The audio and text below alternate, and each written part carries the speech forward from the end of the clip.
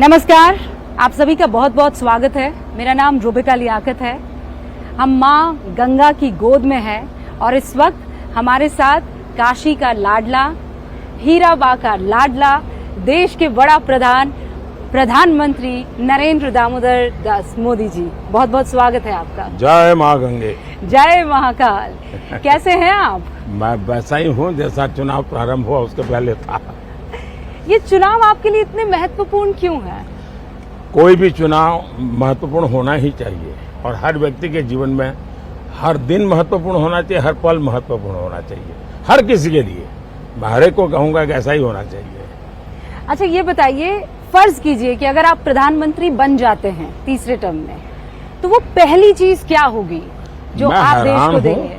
आप इतना बड़ा क्वेश्चन मार्क क्यों लगा रही हो? माँ गंगा के किनारे पे खड़ी हो पूरा देश आप घूम करके आई हो, देश में आप लोगों से मिली हो, आपने देखा है ये चुनाव मोदी नहीं लड़ रहा है जी। ये चुनाव 140 करोड़ देशवासी लड़ रहे हैं और जो मनोभाव लोगों के देखे हैं, मेरा बहुत लंबा अनुभव है चुनावों का, जनता के मिजाज का अनुभव है, उनका तजुर्बा मैं समझ सकता हूं। तो इस चुनाव से भी काफी ऊपर की अवस्था है। ये वोट देकर के छूटने वाली अवस्था ही नहीं है। वोट दिया और कॉन्ट्रैक्ट दे दिया, ऐसा नहीं है। वो मोदी से जुड़ चुके हैं और अधिक जुड़ना चाहते हैं। उनको लगता है कि देश ने कई सरकारों के मॉडल देखे, लेकिन भाजपा ने एक ऐसा मॉडल दिया है जिसमें आधुनिक भारत का संकल्प भी है, सपने भी है, और जिसमें साफ साफ देश के सामान्य मानवी जो 70-75 साल से इंतजार कर रहा था, जिसको लगता था कि आजाद होने के बाद ये सब उसे मिल जाएगा, उसको मिला नहीं। वो देने का काम आज मोदी कर रहा है। और इसलिए मुझे जो जमीनी सच्चाई है वो मेरे साथ जुड़ चुकी है।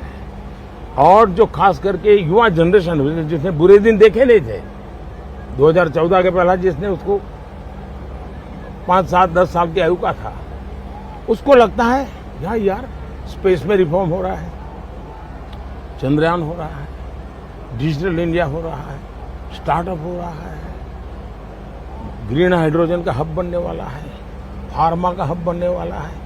ये उसको लगता है ये तो बिल्कुल दुनिया के लिए हमारा सब कुछ खुल जाएगा। जब वो देखता है कि हम मोबाइल फोन इंपोर्ट करते थे और जब वो सोचता है कि यार दुनिया में हम सेकंड नंबर पर हैं मोबाइल एक्सपोर्टर के रूप में, तो मेरा नौजवान अपने सपनों को मेरे सफलताओं के साथ बुन रहा है वो, और बुन करके वो ऐसा धागा बना रहा है जिस धागे के कारण उसको अपने भविष्य की गारंटी दिखती है। इतना कॉन्फिडेंस, आप लबरेज हैं कॉन्फिडेंस से, मतलब आपको नर्वसनेस जरा भी नहीं है?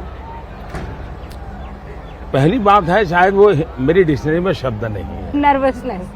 दूसरा, मैंने जीवन तपस्या की है जी। मेरा पल पल मैंने खपाया है, देशवासियों के लिए खपाया है, अपने लिए नहीं खपाया है।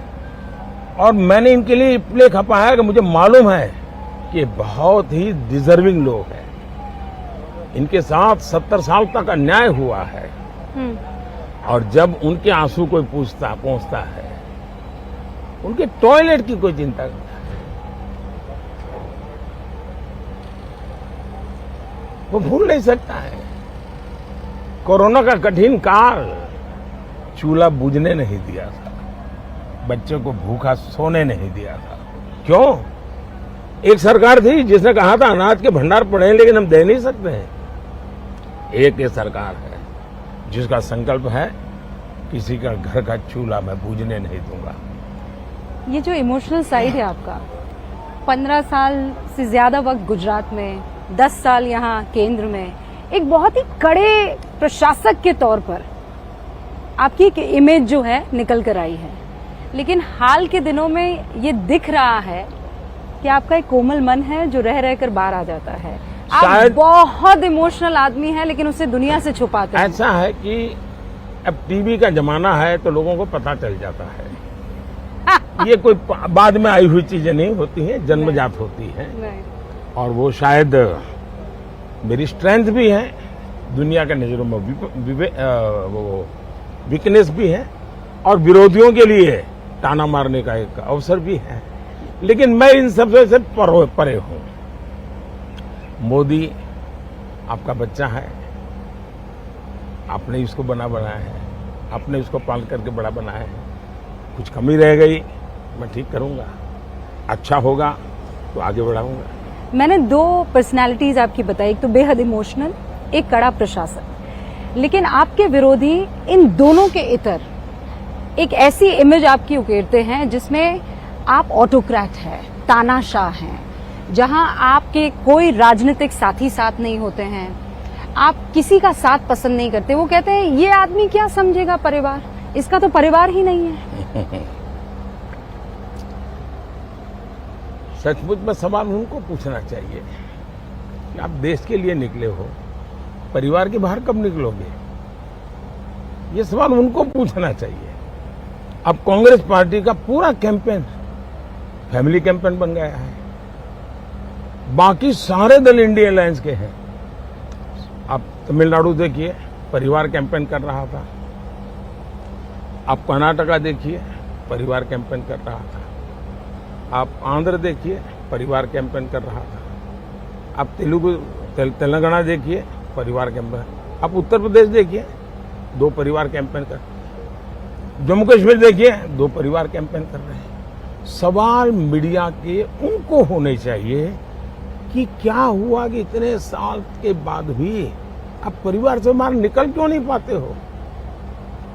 मैं परिवार से जुड़ा नहीं हूं, ये गुनाह नहीं होना चाहिए, गर्व होना चाहिए। ये लोकतंत्र की सबसे ऊंची अमानत है कि जो इंसान अपने परिवार के लिए नहीं जीता है, जो इंसान देश को अपना परिवार मानता है, मेरा भारत मेरा परिवार, उसके लिए जीता है। अब ये क्वेश्चन मार्क लग जाए तब मुझे होता है कि क्या इरादे होंगे। आपको तकलीफ होती है इस बात को लेकर कि ये आइडियोलॉजिकल वॉर कम है, वैचारिक जो लड़ाई है वो कम है, आपसे नफरत ज्यादा है? मतलब अगर ये मोदी ने किया है तो पक्का कुछ गड़बड़ है, इसमें कुछ खराब है। कठिनाई ये है कि जब इंसान तर्क के आधार पर, तथ्य के आधार पर और जमीनी हकीकतों के आधार पर पूरी प्रकार से निराश हो चुका है, होता है, कुछ हाथ नहीं लगता है, तब वो टेबल पर छाड़ता रहता है, चिल्लाता रहता है, अनाप शनाप बोलता रहता है।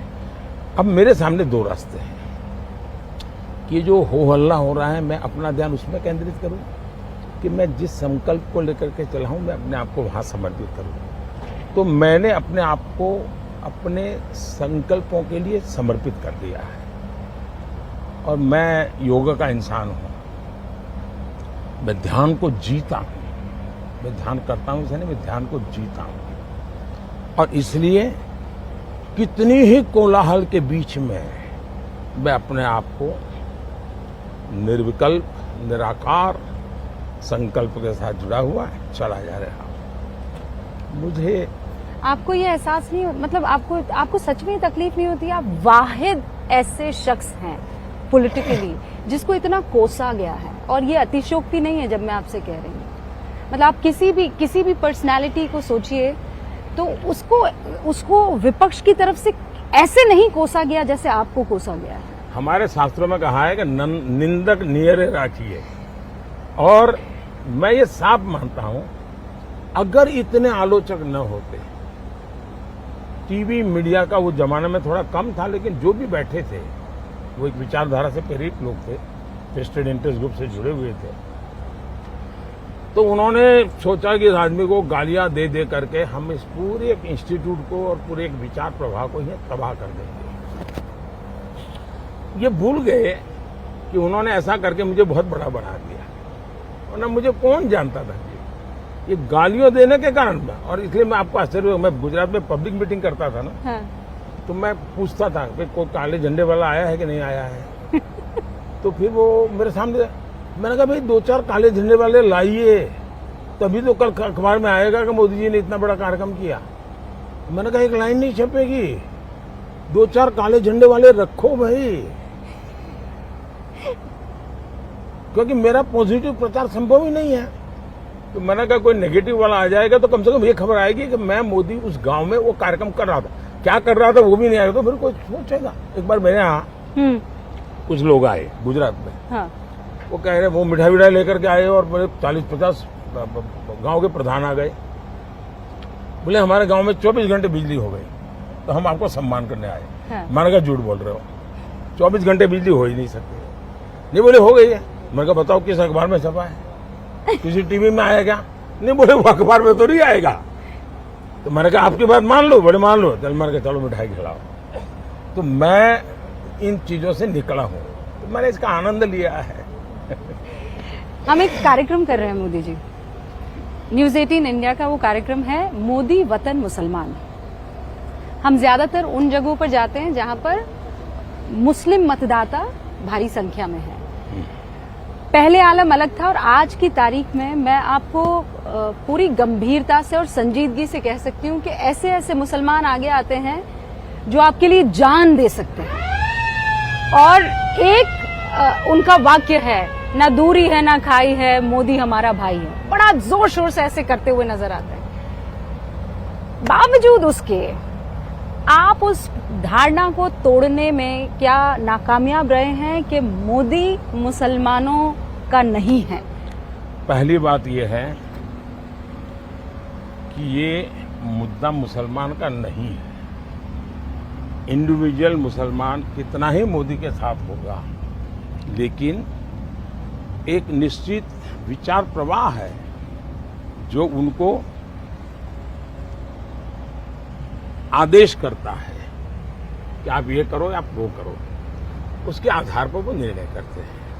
जहां तक मोदी का सवाल है, तो मैं स्कूल में, एक तो मेरा जो घर है ना, मेरे अगल बगल में सारे मुस्लिम परिवार हैं, तो हमारे घर में ईद भी मनती थी, हमारे घर में और भी त्योहार होते थे। मेरे घर में ईद के दिन खुद का खाना नहीं पकता था, सारे मुस्लिम परिवारों से मेरे यहाँ खाना आ जाता था, क्योंकि मेरे परिवार, हम रहते वहीं हैं, मेरा घर वहीं है, मेरे यानी 5 कदम के बाद मुस्लिम परिवार है। जब मुहर्रम निकलता था तो हमारा कंपलसरी होता था कि उससे नीचे से निकलो, जैसे परिक्रमा करते हैं ना मंदिरों में, ताजिए के नीचे। हाँ, तो ताजिए के नीचे से निकलो, हमें सिखाया जाता था। तो मैं उस दुनिया से पला बढ़ा। आज भी मेरे बहुत सारे दोस्त हैं पुराने। दूसरा, 2002 के बाद मेरी छवि बहुत खराब हो गई, खराब कर दी गई गोधरा के बाद। तो मैंने सोचा भाई जरा रियलिटी जाननी चाहिए। तो मैंने हमारे 30 कार्यकर्ताओं का, युवाओं का एक ट्रेनिंग कैंप किया और उनको सर्वे करना सिखाया। सर्वे मतलब वो आंकड़ों वाला सर्वे नहीं, बातचीत कैसे करनी, बात कैसे निकालनी। अहमदाबाद में एक माणिक चौक करके जगह है, वो माणिक चौक में शाम को लोग खाना खाने जाते, खावानू ने पीवानू। हाँ। पर वहां दिन में जो बिजनेस है, सारे व्यापारी हैं और खरीदार सारे हिंदू हैं। बड़ा यूनिक मार्केट है, मतलब सारे व्यापारी मुसलमान हैं। सारे व्यापारी मुसलमान हैं और सारे खरीदार हिंदू हैं। और वो इतनी भीड़ होती है जी, पैदल नहीं चल सकते आप। साइकिल को तो लेके जाना इम्पॉसिबल है। अब दिवाली में बड़ी भाव होती है ना, आप अंदर गए 2 घंटे से निकल नहीं सकते, और हर प्रकार की चीजें बिकती है वहां। मैंने कहा मुझे उसी मार्केट में सर्वे करना है, वहां सर्वे करो। तो मैंने लड़कों को भेजा और मैं डेली रिपोर्ट देता था। वो गए, पूछते थे कि आप बताइए दिवाली कैसी है। नहीं यार, दिवाली बहुत अच्छी है। ये मैं 2002 की बात कर रहा हूँ। हाँ, मैं अभी आपसे पूछने वाली थी। 2002 की बात कर रहा हूँ। अच्छा। तो बोले दिवाली बहुत अच्छी है। फिर वो कहता था, उसको जरा चुभने के लिए वो कहता था, ठीक मोदी बैठा है यार, दिवाली हे मोदी का नाम मत लो। ये बच्चा होता था उनका, बोले इसकी माँ सुनेगी ना तो मुझे रात को खाना नहीं देगी। बोले क्यों?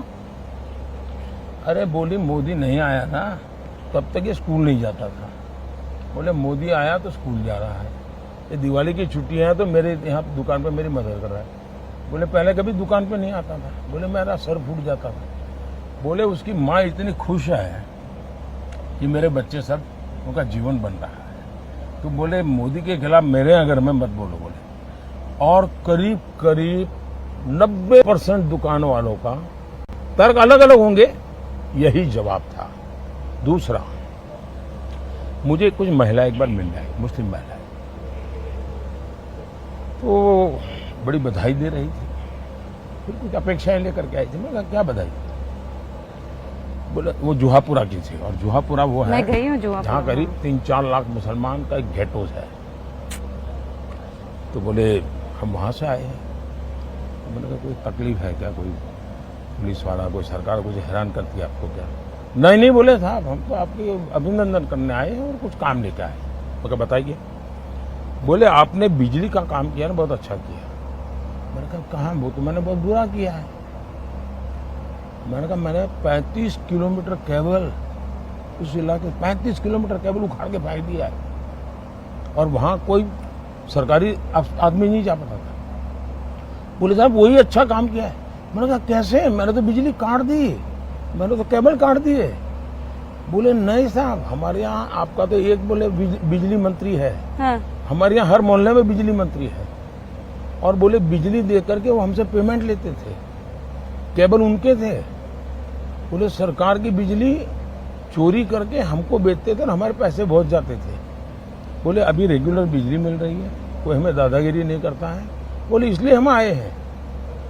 पहले मेरे पर अखबारों में अखबार मोदी ने वहां पर जुल्म कर दिया, सारे केबल काट दिए। एक्चुअली मैंने उनका भला किया। तो ऐसा मेरे जीवन में सैकड़ों घटनाएं हैं जी, लेकिन मैं इसका मार्केटिंग नहीं करता हूं। क्यों? मेरा पहले से मंत्र रहा है सबका साथ सबका विकास। मैं वोट बैंक के लिए काम नहीं करता हूं, और जो गलत है वो सब मैं गलत कह के रहूंगा। स्टेज पर आपने मुसलमानों का जब जिक्र किया तो घुसपैठिया, ज्यादा बच्चा पैदा करने वाला, इसकी क्या जरूरत आन पड़ी थी? मैं हैरान हूं जी, ये किसने आपको कहा कि जब ज्यादा बच्चों की बात होती है तो सिर्फ मुसलमान का नाम जोड़ देते हैं? क्यों मुसलमान के साथ अन्याय करते हैं आप? हमारे यहाँ गरीब परिवारों में भी ये हाल है जी, उनके बच्चों को पढ़ा नहीं पा रहे हैं। किसी भी समाज के हो, गरीबी जहाँ है वहाँ बच्चे भी ज्यादा है। तो आप कह रहे हैं मुसलमान अलग था, ज्यादा बच्चा पैदा करने वाला अलग था? मैंने न हिंदू कहा है न मुसलमान कहा है। मैंने कहा कि भाई आप उतने बच्चे हो जिसका आप लालन पालन कर सको, सरकार को करना पड़े ऐसी स्थिति मत करो। इस बार मुसलमान आपको वोट देगा? आपको उनके वोट की चाहत है? मैं ये मानता हूं कि मेरे देश के लोग मुझे वोट देंगे।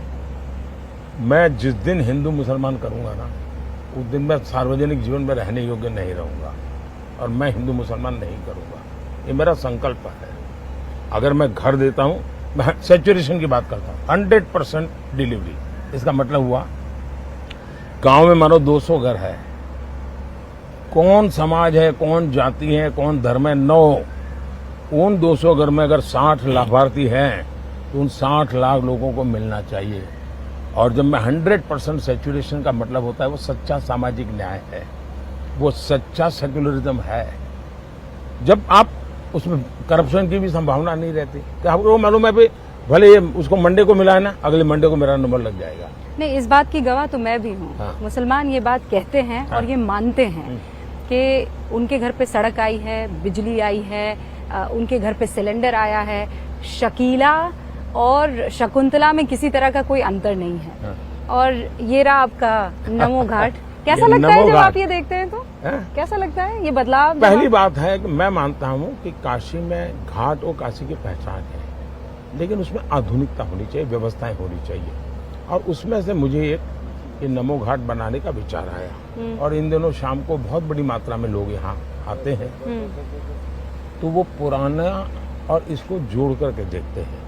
और मैंने उस पुरानी परंपराओं को भी बचा के रखा है, और मैंने उसको आधुनिक रूप भी दिया है, विरासत भी। और लगातार गंगा को नमन। यहाँ क्यों आते हैं? नमो गंगा, ये नमो गंगा है। बहुत खूब। अच्छा, ये बताइए, जो मेरे 2 क्विक आखिरी सवाल है। पहला तो ये कि ये कहा जाता है कि 400 पार अगर मोदी ले आएगा तो फिर विपक्ष क्या करेगा? विपक्ष एक मजबूत स्थिति में होगा तभी तो लोकतंत्र चल पाएगा। आप क्यों चाहते हैं कि सब आप ही के पास आ जाए? मैं चाहता हूं कि विपक्ष मजबूत बने, मैं इसी के लिए मेहनत कर रहा हूं। लेकिन मजबूती का मतलब ये नहीं कि हाउस न चलने दे, हुड़दंग करे, अनडेमोक्रेटिक वे में काम करे। भारत का दुर्भाग्य है कि पिछले 10 साल ये लोग पूरी तरह विपक्ष के रूप में भी फेल गए। उनके खाते में विपक्ष के नाते काम किया एक काम नहीं है। जो लोग विपक्ष में फेल गए वो शासन में कैसे सफल हो सकते हैं? और भारत में मजबूत लोकतंत्र की बहुत आवश्यकता है, मजबूत विपक्ष की आवश्यकता है। और इसलिए शरद पवार ने एक अच्छा सुझाव दिया है और मैं उसका स्वागत करता हूं। उन्होंने सुझाव दिया है कि सभी छोटी पार्टियों ने कांग्रेस में मर्ज कर देना चाहिए। कांग्रेस में मर्ज करना नहीं करना, कहां करना, वो मेरा विषय नहीं है। लेकिन इसका अर्थ मैं ये निकालता हूं, अगर ये मर्ज हो जाते हैं, क्योंकि उनको चिंता ये है इस चुनाव में मान्य विपक्ष संभव नहीं होगा, इतने सीटें भी नहीं आएगी कोई रिकॉग्नाइज ऑपोजिशन बने। और इसलिए अगर मर्जर कर देंगे तो नंबर थोड़ा हो जाएगा, तो हम मान्य विपक्ष बनेंगे। दूसरा, आपको आश्चर्य होगा, मैंने कानून में परिवर्तन किया। हमारे यहाँ बहुत सी योजना ऐसी है, बहुत सी कमेटियां ऐसी है जिसमें लीडर ऑफ अपोजिशन बैठ सकता है और बड़े महत्वपूर्ण निर्णय होते हैं। तो मैंने कानूनी परिवर्तन किया कि भाई लीडर ऑफ अपोजिशन है ही नहीं, क्योंकि 2014 से 19 तो उनके पास सीटें नहीं थी। मैंने कहा लार्जेस्ट पार्टी का लीडर उसको बिठाओ। मैं इतना डेमोक्रेट हूँ, वरना मैं नहीं बिठाता, मुझे कोई जरूरत नहीं थी, लेकिन फिर भी मैंने किया है।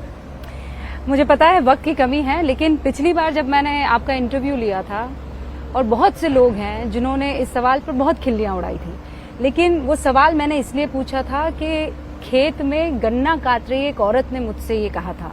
और आज फिर मैं वो सवाल आपसे पूछूंगी। 5 साल पहले मैंने आपसे कहा था आप थकते क्यों नहीं हैं? आज 5 साल बीत जाने के बाद आप ज्यादा एनर्जेटिक मुझे लग रहे हैं, ज्यादा आपने रैलियां की है, ज्यादा आप काम कर रहे हैं। आप वाकई थकते क्यों नहीं हैं?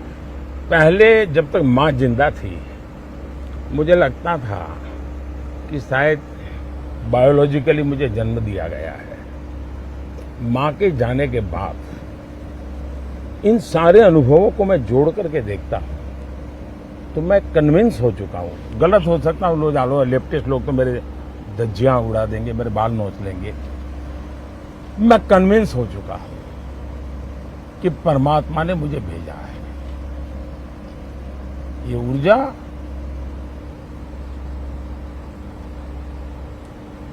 बायोलॉजिकल शरीर से नहीं मिली है।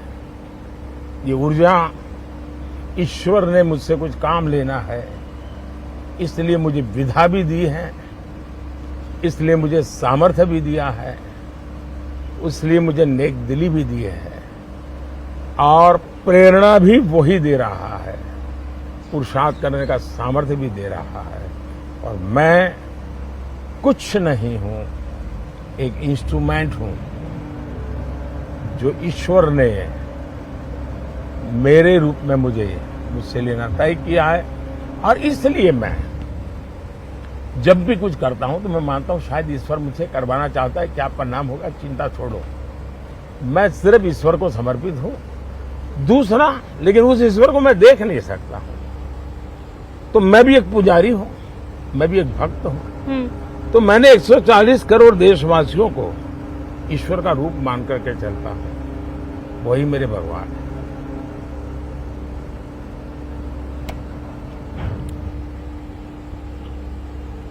आप भगवान के बीच में हैं और भगवान आपके साथ है, माँ आप में समाई हुई है। आपको खूब सारी शुभकामनाएं। बहुत बहुत धन्यवाद। 4 जून को फिर हो सकता है आपसे मुलाकात हो। ख्याल रखिएगा। धन्यवाद जी, थैंक यू।